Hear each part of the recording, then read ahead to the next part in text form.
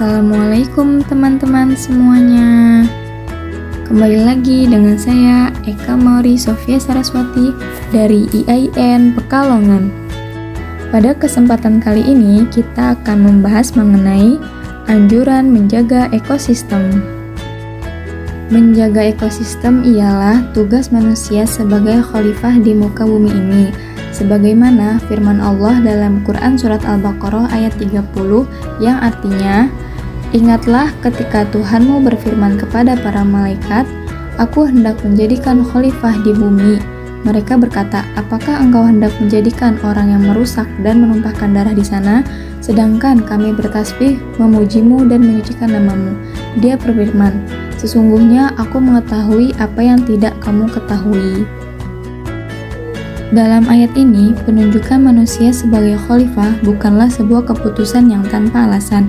Namun, karena Allah telah mengetahui bahwa manusia mampu melakukan sebagai makhluk yang paling sempurna ciptaannya, manusia memiliki kelebihan dibandingkan dengan makhluk yang lainnya.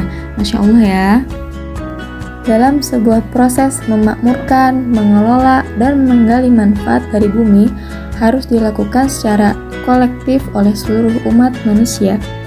Sebuah prinsip saling mengingatkan dan saling membantu merupakan kunci kesuksesan dalam menjaga ekosistem.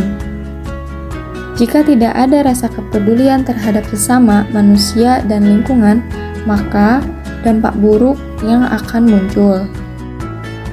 Terdapat 5 hal yang harus dilakukan manusia sebagai khalifah di bumi dalam mengemban tanggung jawab terkait menjaga ekosistem, ialah yang pertama, menjaga kebersihan lingkungan. Yang kedua, menjaga keseimbangan alam. Yang ketiga, menanam pohon untuk penghijauan.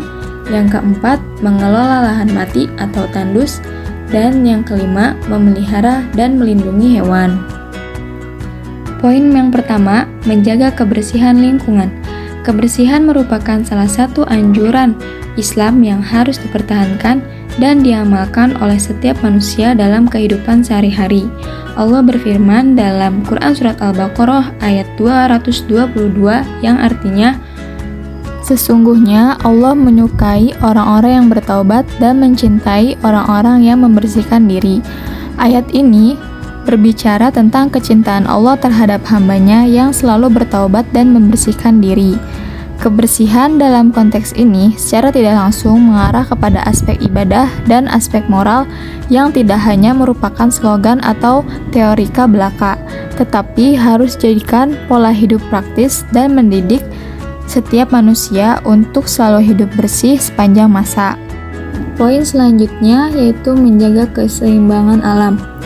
Sesuai dengan firman Allah dalam Quran Surat Al-Mulk ayat 3 yang artinya, "Yang telah menciptakan 7 langit berlapis-lapis, kamu sekali-kali tidak melihat pada ciptaan Tuhan yang Maha Pemurah sesuatu yang tidak seimbang. Maka lihatlah berulang-ulang, adakah kamu lihat sesuatu yang tidak seimbang?" Berdasarkan pada ayat ini, keberadaan alam diciptakan dengan sangat serasi dan selaras, sehingga kondisi alam dapat berjalan sesuai dengan tujuan ciptaannya. Prinsip keseimbangan dan keselarasan sebagaimana dalam penciptaan alam ini harus direalisasikan manusia ketika berhubungan dengan alam atau lingkungan. Hak yang dimiliki manusia untuk memanfaatkan alam tidak berarti membolehkannya merusak dan bahkan menghancurkan keseimbangan ekologi yang memang sudah ditetapkan oleh Allah dalam pola yang indah dan harmonis. Dalam menjaga keseimbangan alam ini, manusia juga harus berpegang teguh pada sikap adil, moderat, serta tidak berlebihan. Sebab ketika manusia sudah bersikap berlebihan, ia cenderung menyimpang, lalai, dan merusak. Dengan adanya sikap adil dan moderat ini, keseimbangan yang Allah ciptakan dalam suatu lingkungan hidup akan terus berlangsung dan tetap harmonis. Poin selanjutnya yakni menanam pohon untuk penghijauan. Penghijauan dengan cara menanam pohon dan bertani dalam perspektif ilmu geografi disebut dengan reboisasi. Reboisasi merupakan kegiatan penanaman pada lahan kosong di luar kawasan hutan, terutama pada tanah milik rakyat, dengan tumbuhan keras seperti menanam pohon hutan, pohon buah, tumbuhan perkebunan, tumbuhan pupuk hijau, dan rumput pakan ternak. Dalam kacamata ilmu biologi, tumbuhan-tumbuhan hijau membuat makanan sendiri dengan air dan karbon dioksida dari lingkungan sekitarnya yang kemudian akan diubah menjadi oksigen dan karbohidrat dengan bantuan sinar matahari yang dikenal dengan istilah proses fotosintesis.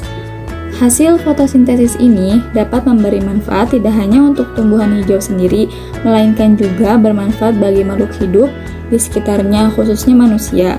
Poin selanjutnya, mengelola lahan mati. Mengelola dan memanfaatkan lahan mati untuk ditanami adalah salah satu bentuk kesadaran manusia dalam memperlakukan bumi yang semakin tua dengan memanfaatkan lahan yang tidak produktif, mengembalikan fungsi tanah, dan menjadikan sebagai usaha sekaligus berperan dalam upaya konservasi. Poin yang terakhir, yakni memelihara dan melindungi hewan. Al-Quran telah menjelaskan betapa pentingnya konservasi terhadap satwa atau hewan, serta menjaga keseimbangan ekosistem di bumi agar tidak punah. Allah berfirman dalam Quran Surat Hud ayat 6, yang artinya, dan tidak ada suatu binatang melata pun di bumi, melainkan Allah lah yang memberi rezekinya, dan Dia mengetahui tempat berdiam binatang itu dan tempat penyimpanannya. Semua tertulis dalam kitab nyata, yakni Lauhul Mahfudz. Secara tematik, ayat ini berbicara tentang Allah yang senantiasa memelihara dan melindungi makhluknya, termasuk binatang, dengan cara memberikan makanan dan memonitoring tempat tinggalnya. Dengan demikian, dapat dimengerti bahwa ayat ini menunjukkan pentingnya melakukan konservasi terhadap hewan, baik hewan peliharaan maupun hewan liar, karena dalam menjaga keseimbangan ekosistem di bumi perlu juga adanya keterlibatan manusia. Demikianlah video mengenai anjuran menjaga ekosistem. Semoga video ini memberi manfaat bagi kita semua. Dan terima kasih sudah menonton video ini. See you next time. Wassalamualaikum.